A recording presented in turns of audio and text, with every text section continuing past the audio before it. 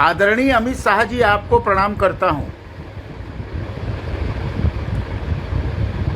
आपको नमस्कार करता हूं। आपके साहस को प्रणाम करता हूं। आपके आत्मबल को प्रणाम करता हूं। आपकी आक्रामक शैली को प्रणाम करता हूं। आपको साफगोई से अपनी बात रखने की अद्भुत कला के लिए प्रणाम करता हूं। संसद के दोनों सदनों में आपने दिल्ली सेवा बिल पर बहस करते समय जो आत्मबल दिखाया, जो साफगोई से बात की, कई लोगों के पोल खोल दिए, कई लोगों के चेहरे पर छाई ला दी, उनके चेहरे हवाई संसद में हो गए थे। यह कला अद्भुत है आपकी। कभी संसद में माननीय आदरणीय अटल बिहारी वाजपेयी की यह कला थी। अटल बिहारी वाजपेयी के तर्कों के आगे तत्कालीन समय में पंडित जवाहरलाल नेहरू, इंदिरा गांधी और बड़े बड़े सुविज्ञ सांसद अनुत्तरित हो जाते थे। एक तो अटल जी के वक्तृत्व कला में साहित्यिक पुट था, संवेदनशीलता थी, अपनी बात को आसान ढंग से कहने का तरीका मालूम था। वो कठिन से कठिन बातों को इतनी आसानी से संसद में कह देते थे कि लोगों के पास कोई जवाब नहीं होता था। यह अटल जी की शैली थी, अद्भुत शैली थी उनकी। कितना भी संकट संसद में आता था, सरकार गिरने तक का संकट, सरकार पर संकट, अटल जी सहजता से अपनी बात कह करके लोगों को अनुत्तरित कर देते थे। अमित शाह जी, यह बात इसलिए कह रहा हूं कि आपके ऊपर अटल बिहारी वाजपेयी की इसी वक्तृत्व कला की छाप है। लोकसभा का डिबेट दिल्ली सेवा बिल पर, वो अद्भुत था। आपने हंसी मजाक में पोल खोल दी केजरीवाल की, भ्रष्टाचार को संसद में उजागर कर दिया। किसी के पास कोई उत्तर नहीं था। साफ साफ कह दिया कि यह बिल का विरोध सिर्फ गठबंधन बचाने का एक तरीका है। साफ साफ कह दिया कि जो कांग्रेस और आम आदमी एक दूसरे के दुश्मन हुआ करते थे, वह सिर्फ गठबंधन के लिए बिल के साथ खड़े हैं। ये बात तो यहां तक तो ठीक थी। ये तो कला है आपकी। संसद में आपका जवाब देना विपक्षी दलों के बड़े बड़े नेताओं के लिए बड़ा मुश्किल हो जाता है। फैक्ट पर बात करते हैं, तर्कों पर बात करते हैं। तर्क की कटौती नहीं होती, तर्क का कोई जवाब नहीं होता, हवाई बात नहीं होती, यूटोपिया की तरह की बात नहीं होती, पाखंडवादी बात नहीं होती, झूठ फरेब नहीं होता, एकदम सच बोल देते हैं।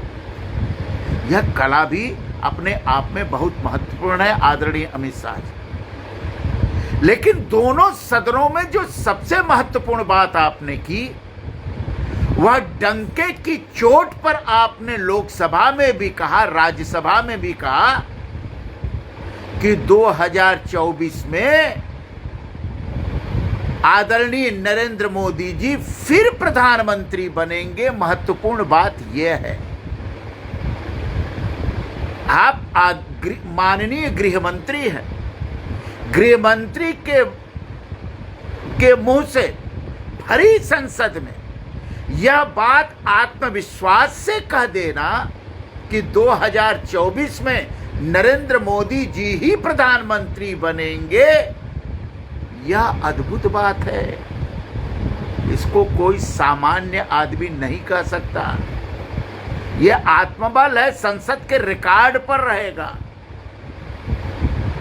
राज्यसभा में आपने जो बात कही 2 लाइन बढ़ के कि गठबंधन बना लो, 2, 4, 5 और पार्टियों को जोड़ लो, जो मन हो कर लो, कुछ होने वाला नहीं है।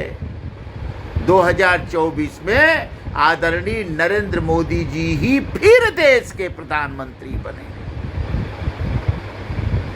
खड़गे जी ने इसकी बात पकड़ ली, उनको समझ में आ गया कि संदेश तो देश में बहुत बड़ा जा रहा है। लोकसभा में वो बातें नहीं हुई, लेकिन राज्यसभा में विपक्षी दलों ने इस संदेश को समझ लिया और विरोध भी किया कि आप संदेश दे रहे हैं देश की जनता को, राजनीति कर रहे हैं।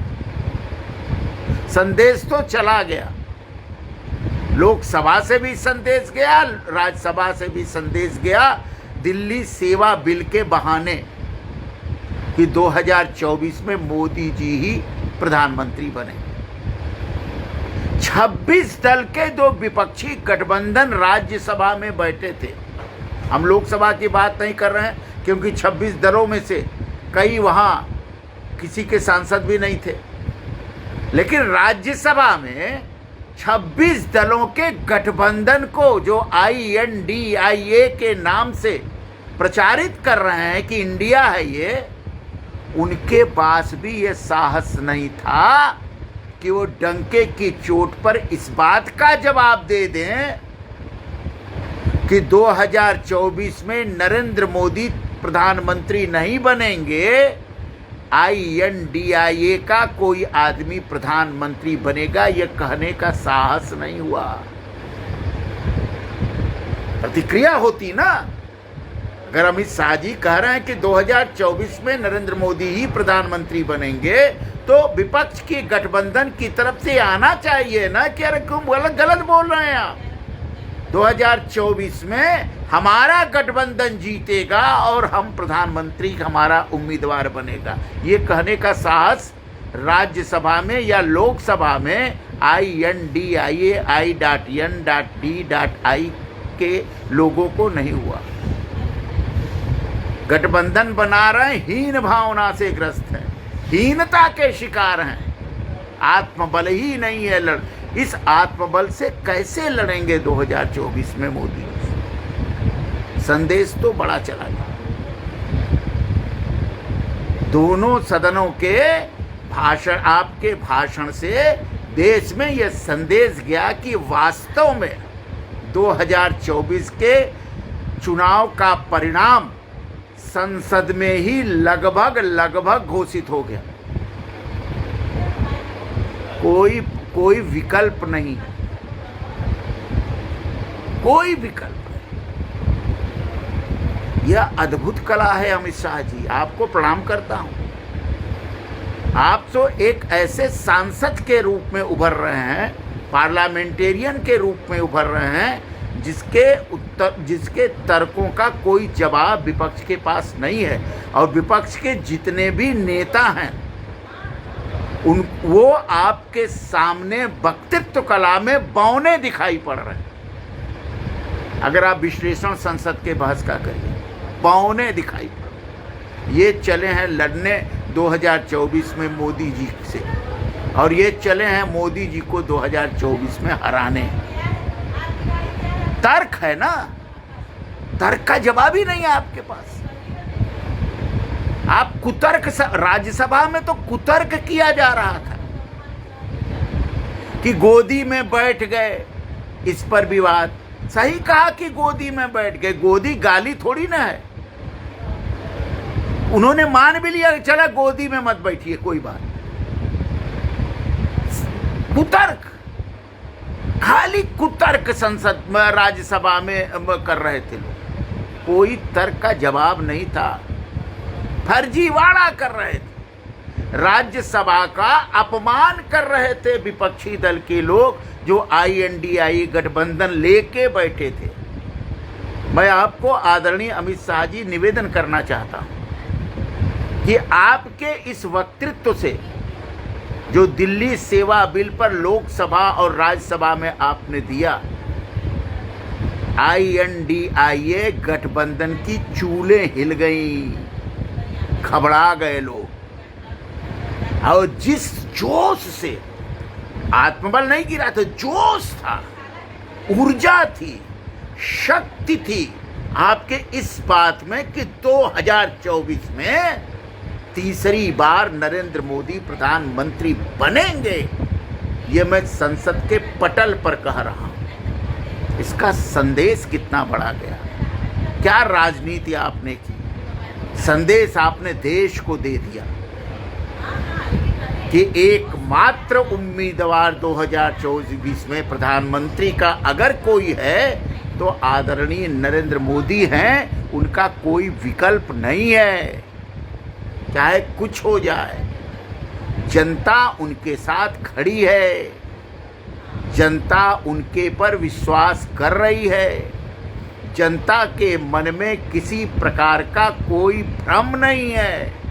जनता इस देश की मालिक है, जनता इस देश की स्वामी है, इस देश का स्वामी है। उन्होंने जनता रूपी स्वामी को जगाने का काम कर दिया आप संसद के पटल से। जनता समझ गई, आज की जनता बहुत सक्रिय है, आज की जनता बहुत बुद्धिमान है, आज की जनता राष्ट्र के हित और अहित को खूब समझती है।